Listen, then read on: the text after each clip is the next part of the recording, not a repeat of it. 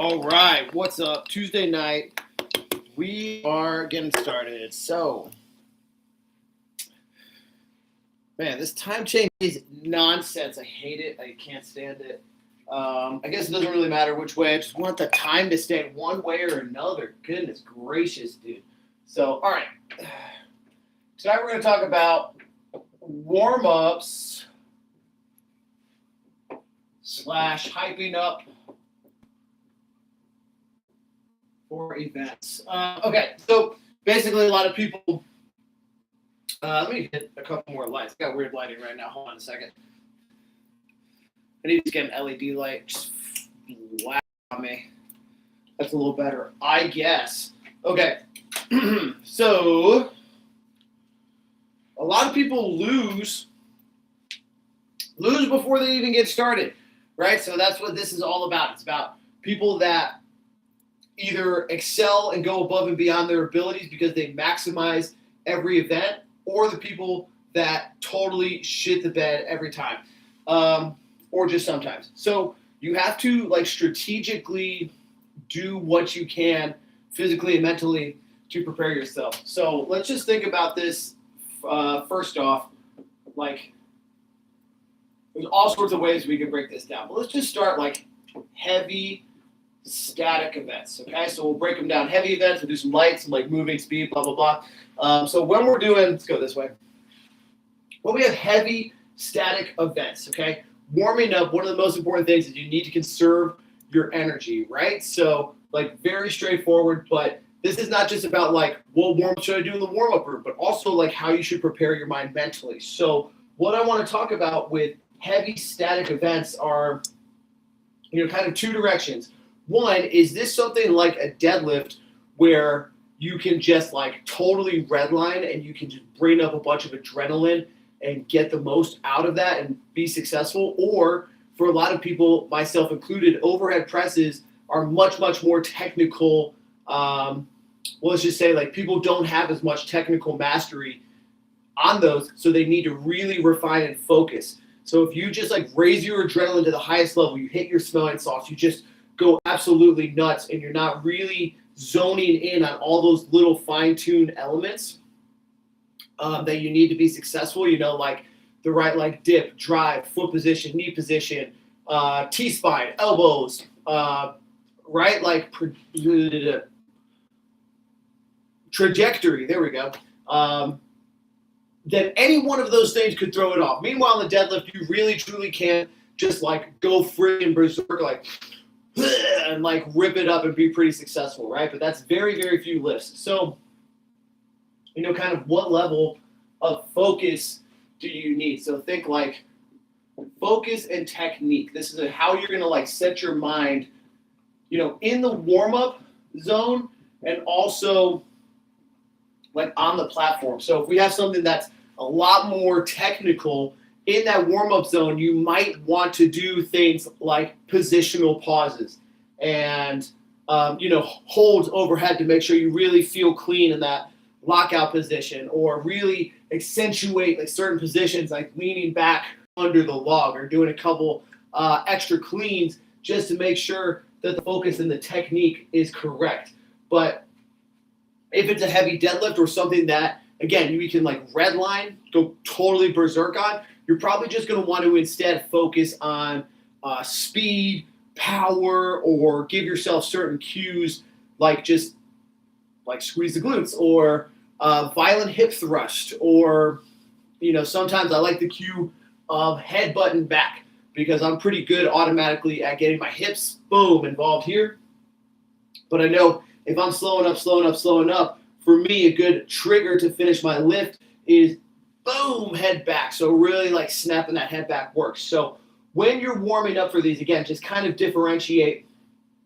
Is this a heavy focus one, or is this one I can totally redline, right? Now, how about just static? I'm going to stay on the heavy side, heavy things. How about heavy moving events? Okay, and this is an interesting one too. But there's all levels of how much adrenaline do you need to be successful at this. This is a spectrum. So actually, why don't we just, for sake, draw this line, the inverted U of arousal, right? So this is just basically, our adrenaline, where for most things up to a point, this would be, doesn't really matter, performance and adrenaline, okay? So to a certain point, our adrenaline is going to build up and our performance will go up. But there's a very fine point where we have like this level of arousal and adrenaline and a high level of performance. And anything kind of like down from that is going to really wreck you. So even though there might be some things that you do want a very high level of arousal for, there's still a fine line where it's too much. Has anybody ever drinking too much pre-workout or caffeine and you just, are feeling absolutely berserk? Like, that's not really a good time to go do that max deadlift, even though that's a high adrenaline lift. So we're just kind of always thinking and playing with this inverted U of arousal. Again, the theory here is that performance goes up with adrenaline, but there is a point to where more adrenaline decreases your performance. So we're always somewhere on this curve, right? For moving events, got to kind of figure this out. I really, really am into this notion and topic of flipping the switch, right?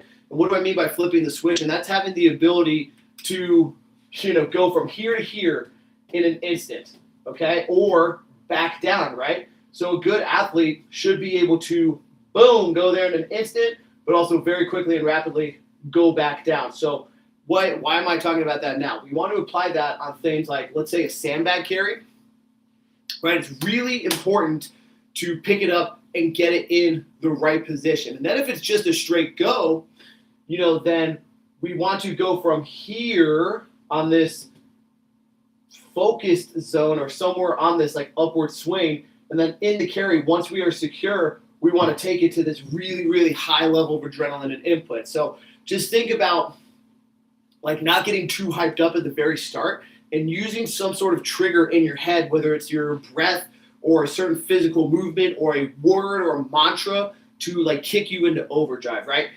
Some things like the yoke, I know if I'm doing an event where I start in position under the yoke, like I'm already all the way up here. My adrenaline is boom, boom, boom, up, all the way. Because the second that I hear go, I can just boom, shot out of a cannon. My technique is so good on that. But back to the example of sandbags is we need to have a very high level of focus to pick it up correctly, not too slow, get it up, get it in the right position. But once you're in the right position, you should feel pretty comfortable to hold on pretty tight. And this is going to apply to anything really like a farmer's carry, a frame carry, and all sorts of that. So if anybody that's watching is doing World's Strongest Manatee, what's the most important part of a farmer's carry? It's really like the first 10%, okay? It's getting the pick right and then starting your walk the correct way. There is no turns on this. So, of course, turns are pretty important.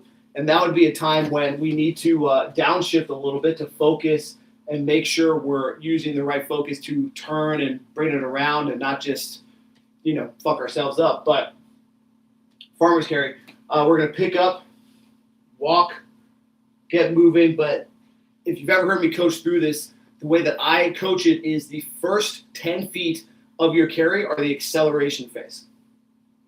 The reason for that is if you can get stable for the first 10%, then you have 90% of the course to operate at top speed, all right? Versus if you start out really, really fast out the gate, you pick up and try to hit full speed immediately, you're much more inclined to wobble with the weights, side to side, back and forth, more likely to trip over your own feet. You never really know what's going on with the implement.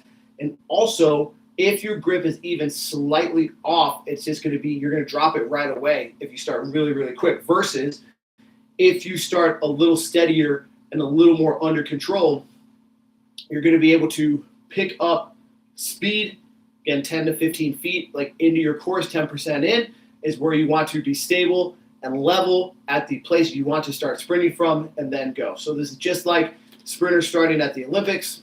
They start low on the blocks and they gradually over, say 100 meters, over like 10 to 15 meters, 10 to 15%, start picking up so that they can be tall, upright, big, long strides and go full speed all the way through the end. So anyways, when we're talking about warming up and hyping up, like what are the most important things here?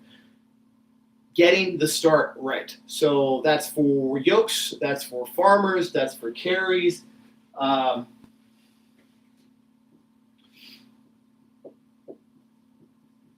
Really super important. So, when you are doing any of these at competition, you don't really need to do like a full run with a yoke or a sandbag or a farmer's carry. You don't have to do these things.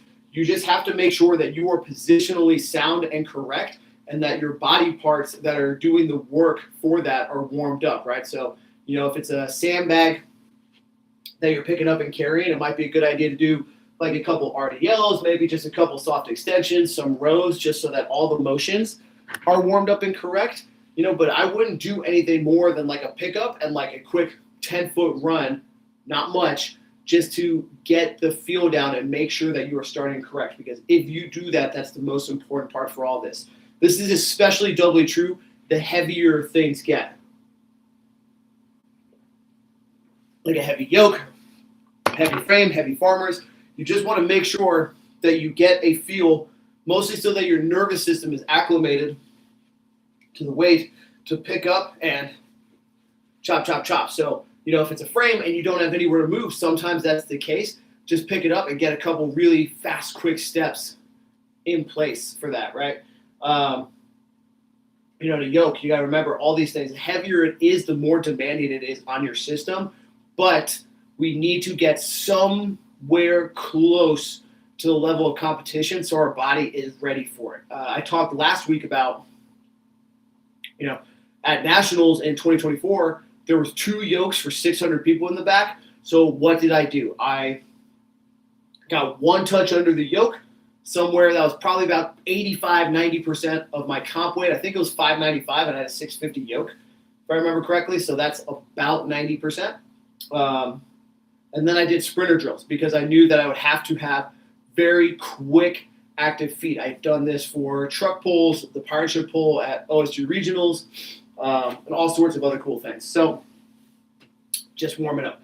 All right. On that note too, pirate ship pull, we couldn't do any warm-ups with the actual implement, but there was a lead rope. So I had plyo bands with me, resistance bands with me. So I did a lot of bicep curls, some rows, couple shrugs, because I knew that all of those things would be in use during the truck pull. So just physically warming up the right muscle groups, but not to a point to where we're exhausting them or exposing them for too much time under a lot of heavy strain. So a lot of things to thinking about, but what I'm kind of trying to do here is conceptually make you understand the bigger picture of things. We don't have to, let's put this a different way. I think that sometimes I've heard people, and I don't want this to come off as like harsh or rude, but I hear people that are more of intermediate levels or even more of a like novice level have plans for every single warm-up thing. And like, that's good. You should know what you're doing and how to warm up, but you need to just kind of understand the bigger picture of how your body's moving, what level do you need to activate this? Do you need to do like bounding plyometric stuff because you're doing speed stuff, or is it more important that you get a little bit of time with the actual weight of something on you? Because there's all sorts of things that if it were light enough, I probably would be okay if I never even touched it. Like a sled, if there's like a fast sled push, or for example, maybe a truck push coming up at your competition, wink, wink, you're not going to get to test it. Too bad. But if you do like plyometrics, you're doing stuff that you're pushing as hard as you can through your feet, chop, chop, chop, chop. Like, what do you need to do? Explosive warm up your calves, your quads, your hamstrings. So what's that look like? Bounding, pogo hops, jump squats, right? These are all things you just need to kind of understand. And then when you get a lot of equipment or just a good warm-up area to work with, then that's a luxury, right? That's all I'm trying to say is all this stuff is a luxury. Okay, but let's rope it back into moving events. So moving events, I'll say like plyos,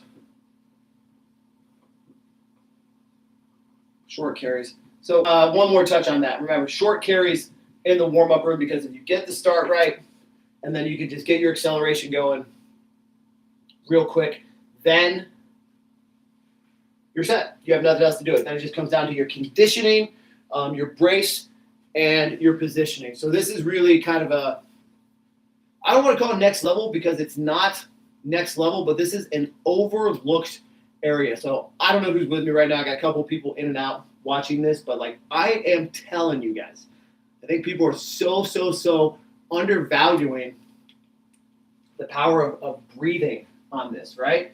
So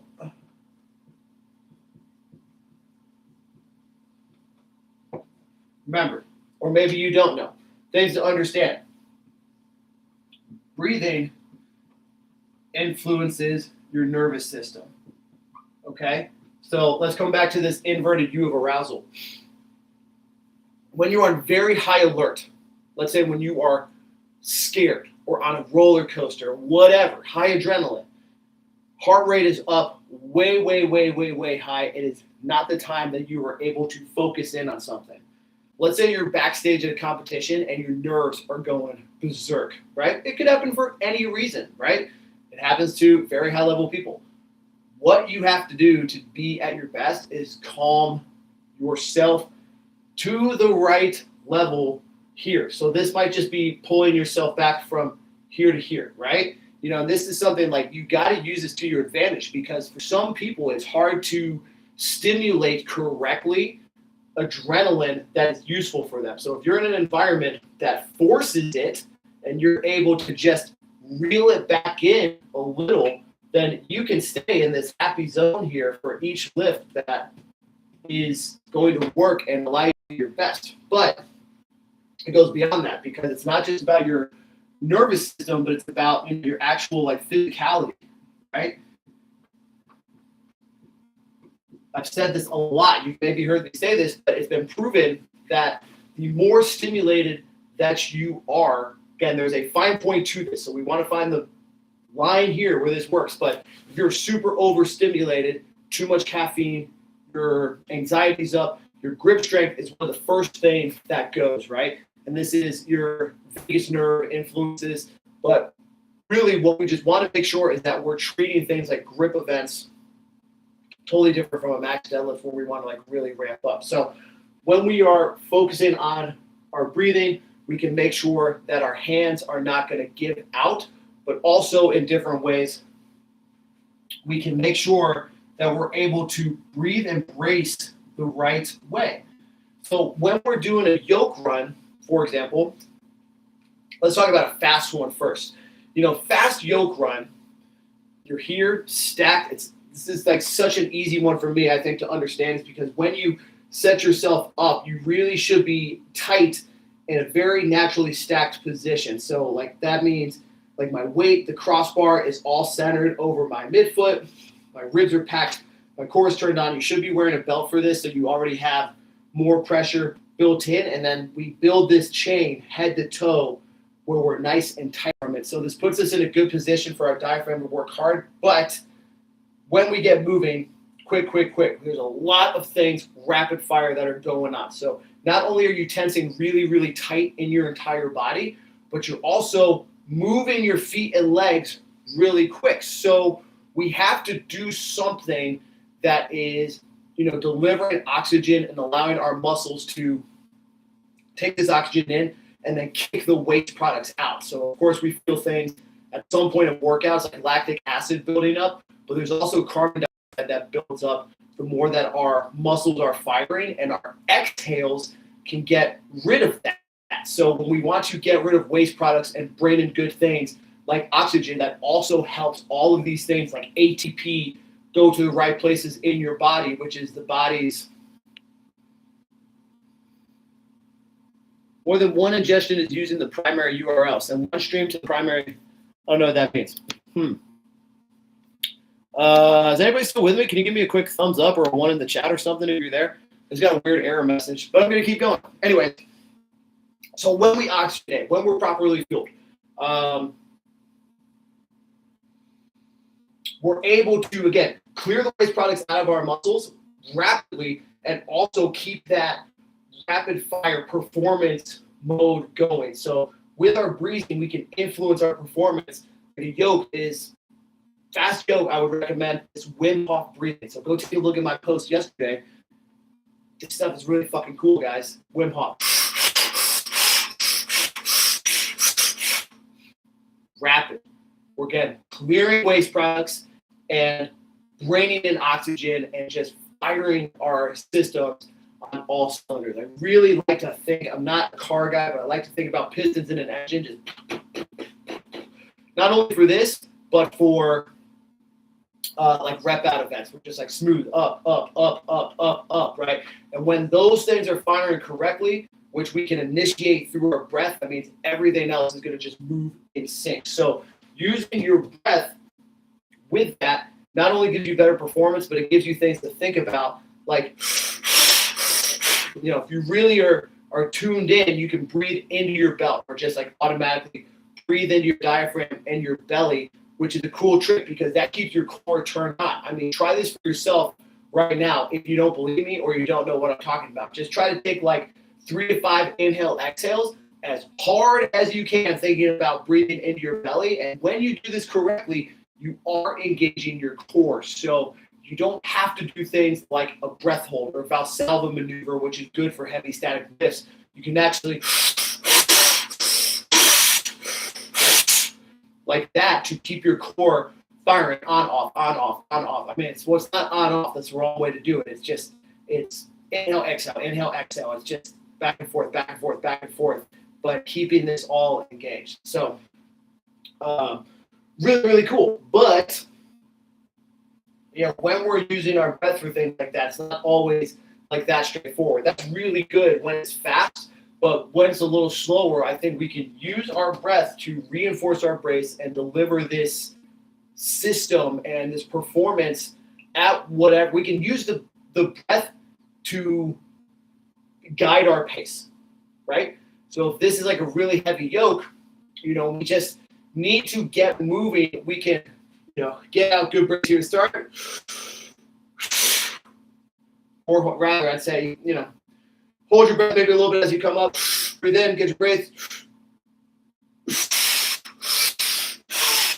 Right? So every little step, you have a inhale, exhale, inhale, exhale, inhale, exhale. When you're using that again to focus on your core, syncing it up with your breath, you're thinking about those things. You have all these other things that are just automatically happening, like you're maintaining your brace, right? You are probably going to have like a good posture and good line that you're following. But it's really, really cool. So why I'm talking about this in the scope of warming up, though, is, you know, you have to have your lungs, your diaphragm, your belly, all these muscles firing for you correctly if you want to use them in performance. So you do have to get your heart rate up to some level. You do have to get your lungs working for you. There are things, it's called like a little diaphragm trainer.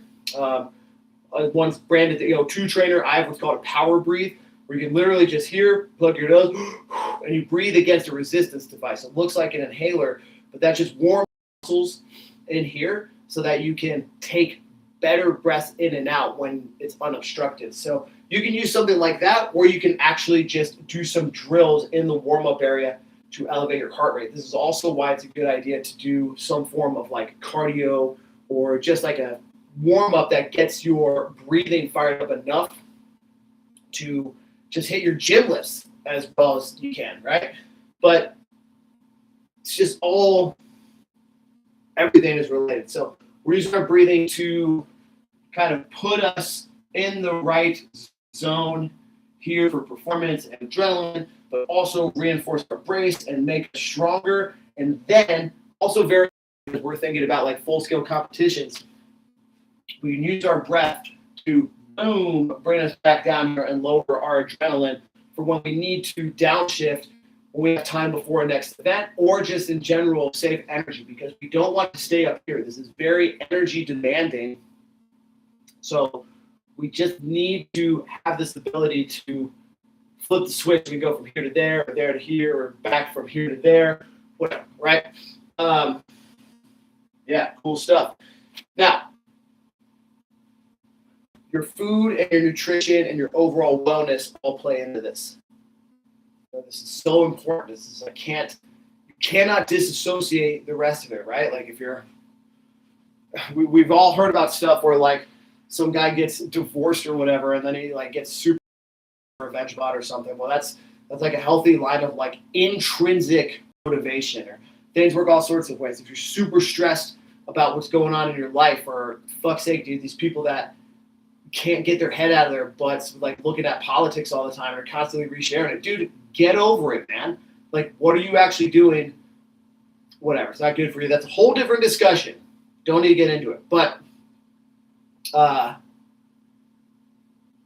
life stresses, the inputs that you are taking in, so that's the food, the water, the air, the people around you, do influence like your skills of these things all the time. We don't want our adrenaline just be up, up, up, up. This is when we're getting reactive and we're getting foggy brained, whether you know it or not.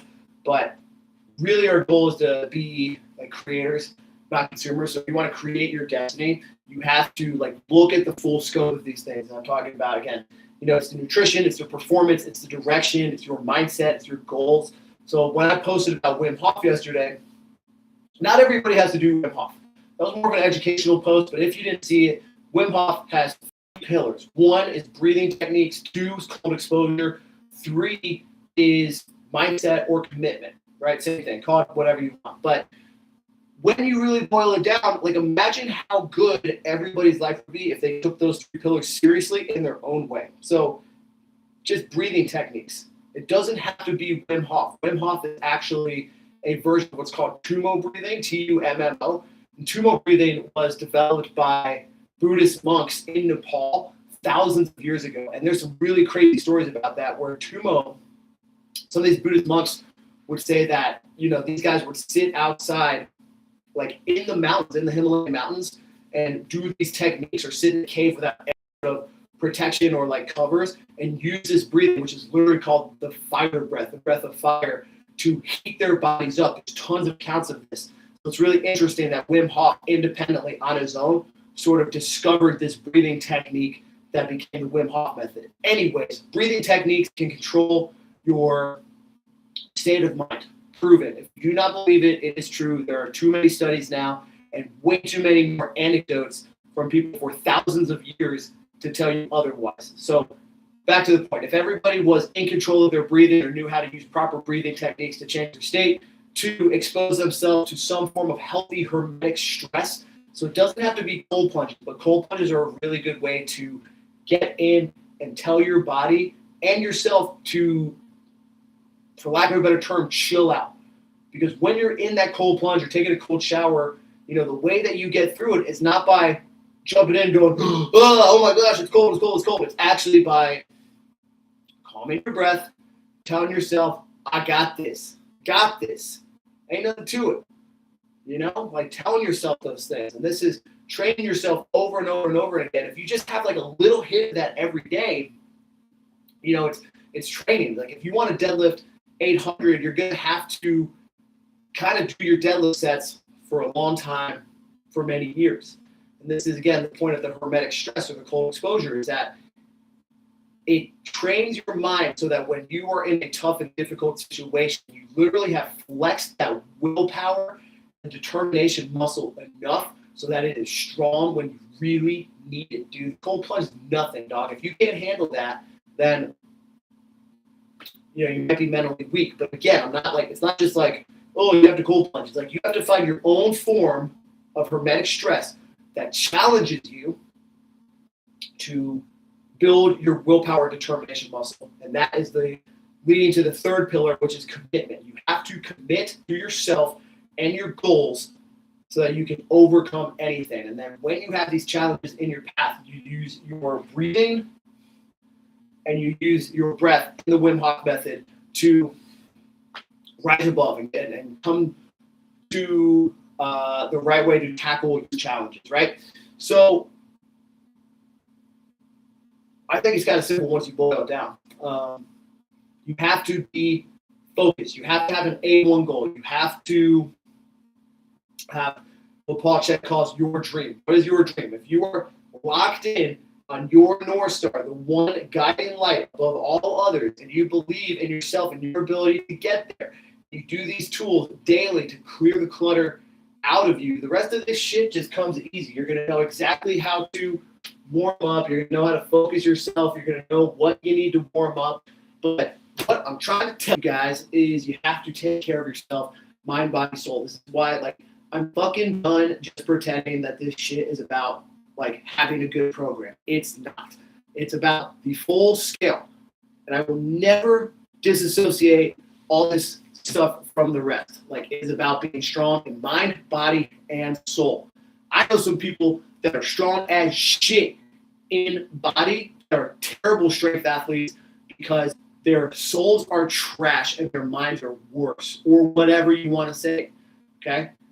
I think I'm somebody who is particularly very, very, very strong, but I am somebody who has beaten a lot of people who are also really fucking strong. So what happens there? It is, the people that can chill out, focus themselves, put themselves in the right places at the right times, repeatedly, whatever the situation is, and then just deliver. So it doesn't matter how strong you are. It doesn't matter even to some point, how experienced and how smart you are. If your nervous system is totally dysregulated and you're an absolute fucking wreck, you're going to do terrible. And that is actually the reason why I went from 9th place in the world all the way back to 24th, is because my nervous system was a fucking mess. And I was doing things that were not allowing me to rein it in. My grip sucked. I was, literally 10% below weakness. I've hit a 725 deadlift. I couldn't even hit 675. Dropping a frame. I've never dropped frame carries before in my life. Doing things I just had done in the gym over and over I couldn't do on game days. So I'm telling you guys, this is why I'm so passionate about this, is because I kind of had it stuck right in my fucking face. And it's a little embarrassing, but live and learn, because now I'm on some pretty cool shit. And the sooner you understand all this stuff, taking care of yourself to the highest level, mind, body, soul, getting rid of all the fucking crap that most people fall victim to with devices, all you got to do is just stay on the path. And if you get knocked off, get your ass back up and get going. You can always reach out to me, talk to me. You have problems? Hey man, what's up? Hit me up. We're in this together. So that's that. Sweet. Looks like I got some people watching right now. If anybody has a comment or question, chat's open for a minute. Otherwise, guys, that's it. That's my my Tuesday Night Live, my 30 minutes of rambling tonight, guys. Hope you liked it. Hope you learned something. But you have all the power. You have all the power, dog. It's all within. If you don't believe it, you're wrong. Too bad. Get over it.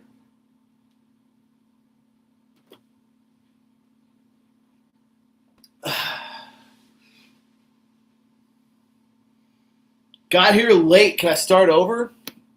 Get out of here, bro. Get out of here with that crap. Just this is gonna go on my channel. Once I'm done, it'll be up, available to rewatch. So that's that. I think I'm always dropping bombs. Maybe I'm just full of shit, but guys, I'm really, really extremely confident about the work that I've been putting in and how strong I'm getting again. I had to do a whole rewire, 12 weeks, reset, new stuff I've never done before. I'd completely changed my physiology. I'm on a 50-day breathwork streak, and also beyond that, even cooler, is I've done 96 out of 100 days of breathwork now in a row, feeling pretty good. My resting heart rate down. My HRV, heart rate variability, is up. Guys, HRV is a pretty cool one to track. I don't get really obsessed with that stuff, but it's pretty neat. And this is again like why I'm like done doing like, you know, I'm dishing out programs. I'm doing that, this and that, but I'm just kind of over that in some ways because if you don't have it going on in your life, like the rest of it, none of it matters, dude. None of it matters. You know?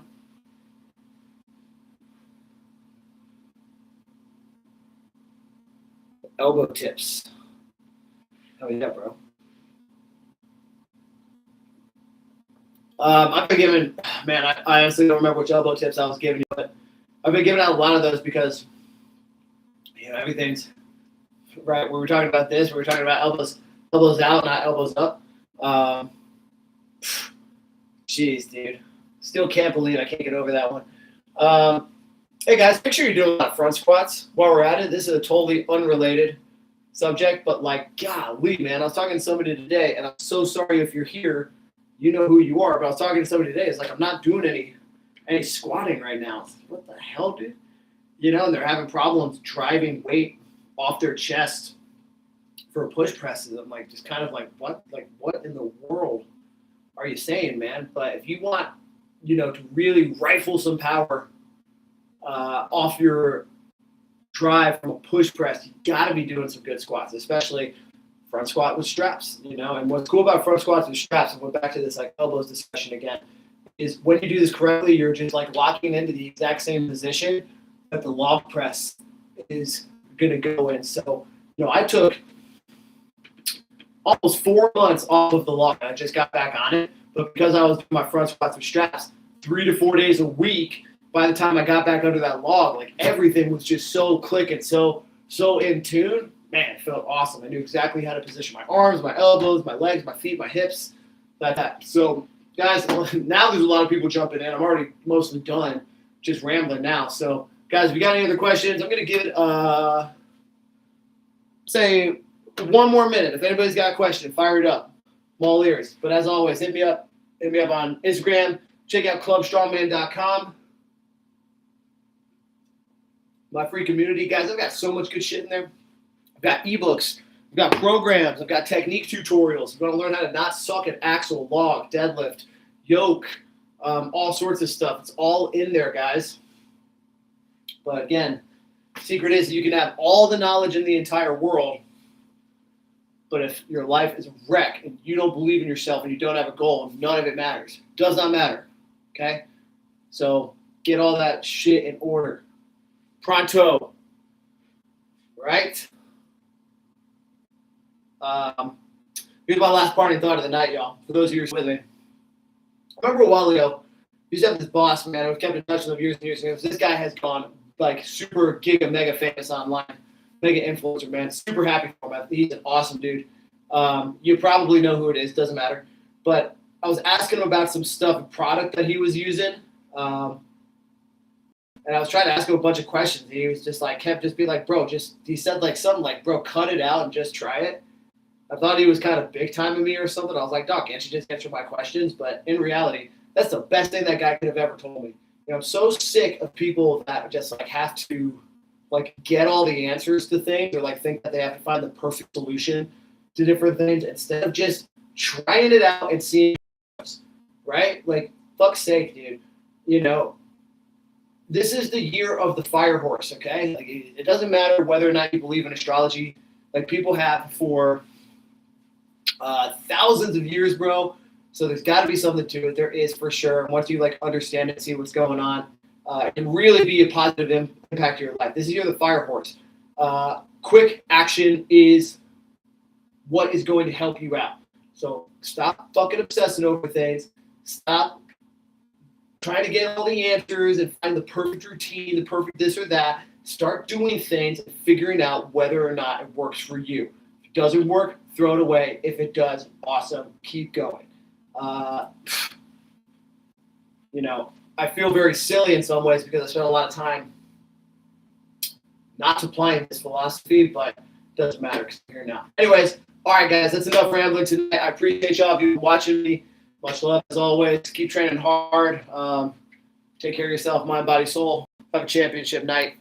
Stay blessed. Stream will be up if you want to watch. Once this goes off, it'll be on my stream or on my channel. So just check it out. Some good ones in here tonight. Adios.